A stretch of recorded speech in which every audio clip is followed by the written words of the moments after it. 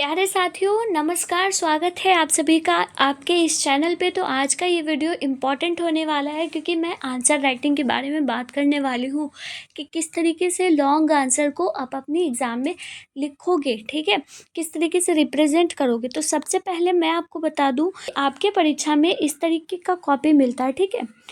इस कॉपी को आपको भरना रहता है, ठीक है। आपके एग्ज़ाम में 16 पेज का कॉपी रहता है, ठीक है, 16 पेज का कॉपी रहता है और उन सभी कॉपी को भरना रहता है आपको, क्योंकि बिहार बोर्ड में ये मान्यता है कि पेज भर कर आओगे तो नंबर मिलेंगे, नहीं तो नंबर नहीं मिलेंगे, ऐसा कहते हैं सब।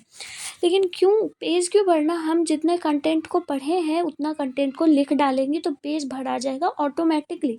तो उसको किस तरीके से लिखेंगे ये तो जानना ज़रूरी है ना। तो देखो, आपको क्या करना है कि सबसे पहले आप अपने एग्ज़ाम में जाओगे तो आपको कॉपी मिलेगा ना, तो आप उस कॉपी को क्या करना कि साइड से तो इधर दिया हुआ ही रहेगा, पेज का मार्जिन इधर इधर दिया हुआ है, लेकिन इधर पेज का मार्जिन नहीं दिया हुआ है। आप अपने आंसर राइटिंग को लॉन्ग क्वेश्चन से स्टार्ट करें या शॉर्ट क्वेश्चन से स्टार्ट करते हैं, नो मैटर, ठीक है। लेकिन अगर लाइन बाय लाइन बनाते हैं अपने एग्ज़ाम में तो वो मैटर करता है। लेकिन कोई ना, फिर भी ठीक है, अगर कुछ भी बना रहे हैं तो ठीक है। लेकिन आप अपने आंसर को लिखोगे कैसे? क्योंकि ये कॉपी जो है ना, ये कॉपी ये आपकी टीचर के पास रहेगा, ये कंप्यूटर के पास चेक नहीं होने वाला है। इसीलिए इसको पेपर प्रेजेंटेशन अच्छे तरीके से आना चाहिए आप सभी को। इसको कैसे करेंगे देखिए, इसको पेपर प्रेजेंटेशन करने के लिए मैं आपको एक ईजी बात बताती हूँ कि कॉपी अट्रैक्टिव लगेगा और आपका पेज भी जल्द से जल्द भर जाएगा, ठीक है। सबसे पहले इधर आपको पेज मार्जिन कर देना है, ठीक है, पेज मार्जिन। क्योंकि आप जैसे बड़े पेज को देखते हो ना, आप अपने जैसे बड़ा पेज है आपके घर में होगा, कोई कॉपी होगा, तो बड़ा पेज जो होता है ना, आप उसको चौथाई को आप लंबाई मान लो और लंबाई को चौथाई मान लो, तो उतनी बड़ी कॉपी होती है, ठीक है। जैसा कि आपको स्क्रीन पे दिख रहा है, तो उतनी बड़ी कॉपी को आपको भरना रहता है, ओके।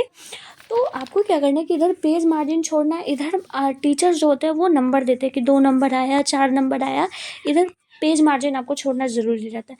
बाकी बीच में जो ये भरना रहता है कॉपी को, बीच में आपको ये कॉपी भरना है, ठीक है। बीच में जितने भी लाइन्स हैं उतने लाइन्स को भरना है आपको, ओके। उसके बाद फिर हम एक इम्पॉर्टेंट पॉइंट की बात करते हैं कि अगर किसी टॉपिक को स्टार्ट करते हैं, जैसे कि ऑब्जेक्टिव तो ओएमआर पर होता है, लेकिन शॉर्ट और लॉन्ग आपका इसी कॉपी पे होगा। तो क्या करेंगे कि बड़ा बड़ा लैंग्वेज में यहाँ पर लिख देंगे कि लॉन्ग आंसर बना रहे हैं या फिर शॉर्ट आंसर बना रहे हैं, ठीक है। बड़ा 2 लाइन आपको छोड़कर उसके बाद नीचे आप अंडरलाइन दे दीजिएगा।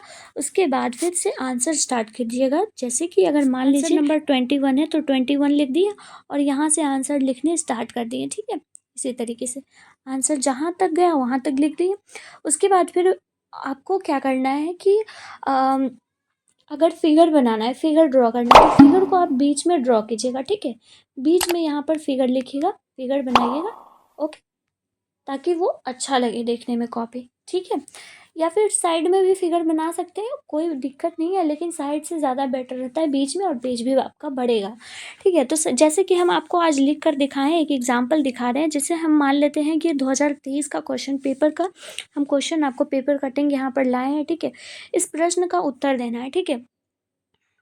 तो इस प्रश्न का उत्तर किस तरीके से देंगे ये बताते हैं कि क्वेश्चन हमारा ये है कि state and explain Kirchhoff's law by applying these all the laws, ठीक है। ऑब्टेन करना है व्हिटस्टोन ब्रिज, किर्चॉफ्स लॉ के माध्यम से व्हिटस्टोन ब्रिज निकालना है। तो देखिए, हम इसका आंसर लिखकर आपके सामने लाएं, यहाँ से स्टार्ट है, ठीक है। यहाँ से स्टार्ट है, देखिए हम बीच में लिख दिए। आप भी अपने पेपर पे यहाँ पे अगर नहीं दिख रहा होगा तो इधर साइड मार्जिन है, ठीक है, जैसे कि हम लिख कर दिखाएं। साइड मार्जिन में आपको टीचर यहाँ पर सही करेंगे और आपको 2 नंबर देंगे या फिर जितने नंबर का क्वेश्चन रहेगा, ठीक है।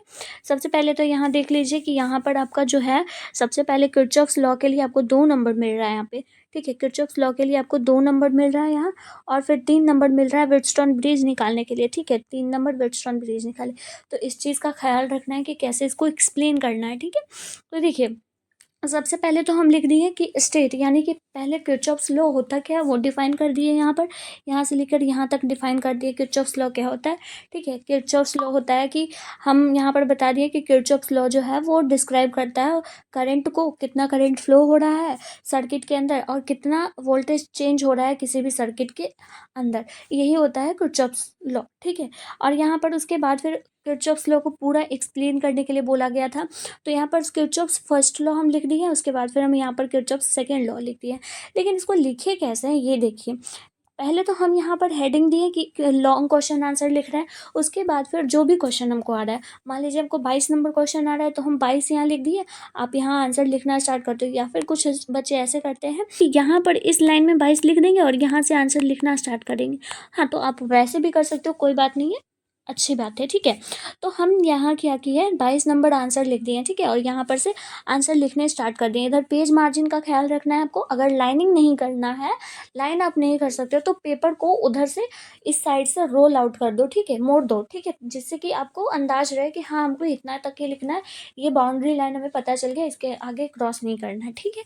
तो हम यहाँ पर लिख दिए। उसके बाद फिर क्या किए, हमें फर्स्ट लॉ लिखना है, तो फर्स्ट लॉ लिख कर यहाँ पर पहले पॉइंट दिए, उसके बाद फिर फर्स्ट लॉ यहाँ से स्टार्ट कर दिए, समझ गए।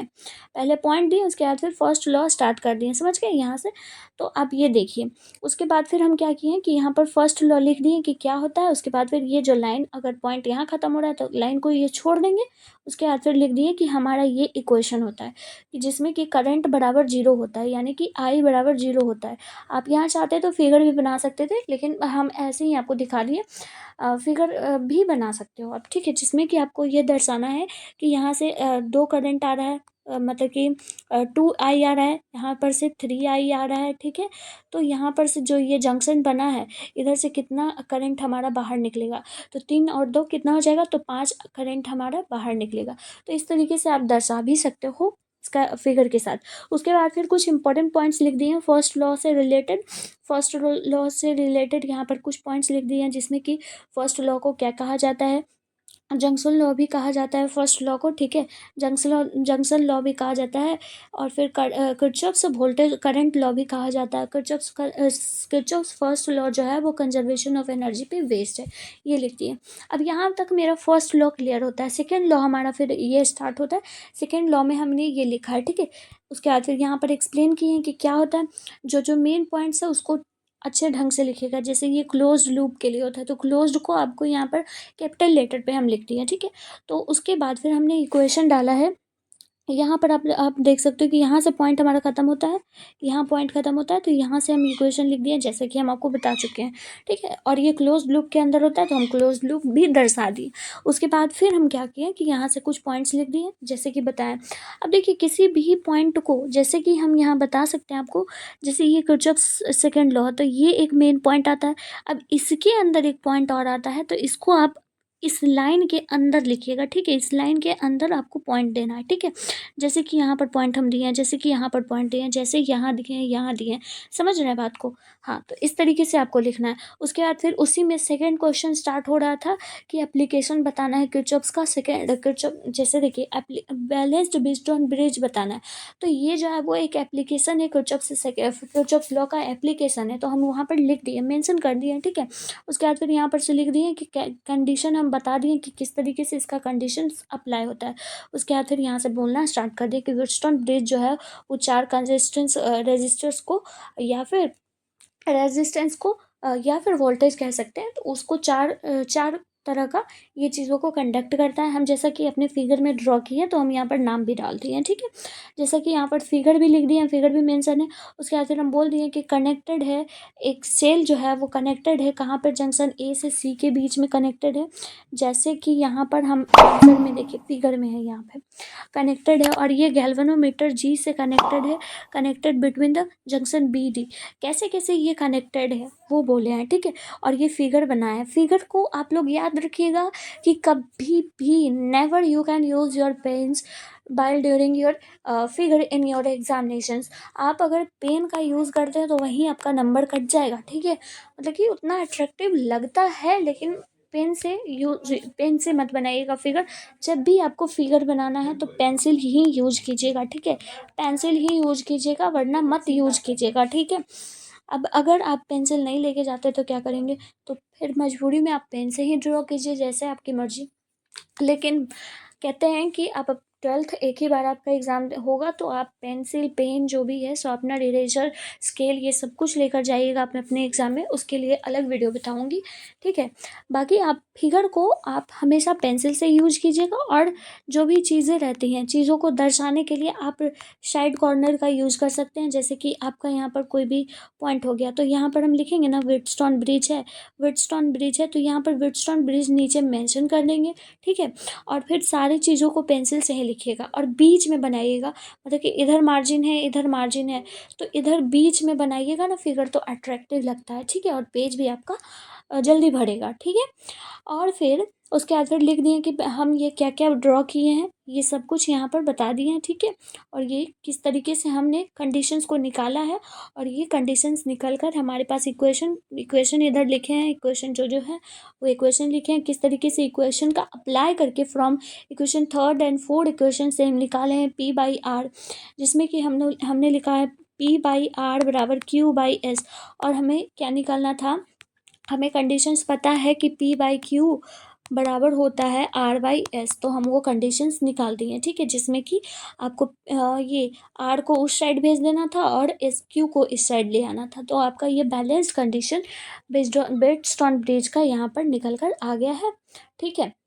देखिए, बैलेंस्ड कंडीशन यहाँ पर बेस्ड ऑन ब्रिज का निकल कर आ गया, और साथ ही साथ हम यहाँ पर लिख दिए हैं कि दिस इज़ रिक्वायर्ड कंडीशन। और ये रिक्वायर्ड आप ये भी लिख सकते हो, this is required condition for western bridge. तो ये इस तरीके से होता है, आप अपने एग्ज़ाम में इस तरीके से लिखिएगा लॉन्ग क्वेश्चन आंसर्स को, ठीक है। तो आपको पूरे में पूरे मार्क्स मिलेंगे, फुल में फुल मार्क्स। दूसरी बात, एक और बात बता देती हूँ कि अगर आप अपने हैंड राइटिंग को साफ रखते हो, एकदम क्लियर रखते हो, तो आपका कॉपी भी अट्रैक्टिव लगेगा और मार्क्स भी आपको अच्छे खासे मिलेंगे, पूरे फुल मार्क्स मिलेंगे, ठीक है। एक तो होता है कि हाँ, आपको जितने कंडीशंस चाहिए लिखने के लिए वो लिख रहे हो, लेकिन एक होता है सुंदर राइटिंग से लिखना, तो वो और भी ज़्यादा अट्रैक्टिव लगता है। माइंड में ये भी नहीं थाउट आएगा कि हाँ, इसका राइटिंग अच्छा नहीं, इसलिए 1 नंबर काट लो या -1/2 काट लो। तो ऐसा होना चाहिए कि आपका राइटिंग भी साफ हो। अब कुछ लोग कहेंगे कि मेरा राइटिंग ही तो ख़राब है, तो फिर क्या करें हम? क्या हम दूसरे को लेकर जाएँ अपने एग्ज़ाम? बिल्कुल भी नहीं भाई। अगर राइटिंग ख़राब है तो उसको एग्ज़ाम में थोड़ा-सा माइंड को रखना वहाँ पे एग्ज़ाम के टाइम पर जब लिख रहे हो ना तब, कि हाँ, मुझे अच्छी राइटिंग से लिखना है। जैसे भी आपकी कंडीशन है, आप रेगुलर डेली में आप जिस तरीके से लिखते हो उससे थोड़ा बेटर प्रेज़ेंट करना, ठीक है? बेटर राइटिंग में लिखना, ठीक है? और दूसरी बात कि अगर कोई स्पेलिंग मिस्टेक्स हो, जैसे कि हमने यहाँ पर करंट लिखा, तो करंट में टी की जगह पर हम एल लिख दिए या फिर कुछ और लिख दिए, तो उसको आपको कट नहीं करना है, ठीक है। कभी भी कट नहीं करना है। अगर कट कर दिए तो डायरेक्ट जो एग्जामिनर है उसका माइंड यहीं पे आएगा, क्योंकि देखो आप भद्दा लगेगा कि नहीं लगेगा, यहीं पे आएगा ना दिमाग आपका, तो एग्जामिनर का दिमाग वहीं पे आएगा अगर कट कर दिए तो, ठीक है। अगर कट भी करना है तो एकदम हल्के पेन से एकदम हल्का सा एक लाइन मार दीजिएगा, एकदम हल्का, ठीक है। लेकिन कोशिश कीजिएगा कि अगर गलती भी हो गया तो उसको छोड़कर आगे बढ़ते चलिए, ठीक है। उसको कट मत कीजिए।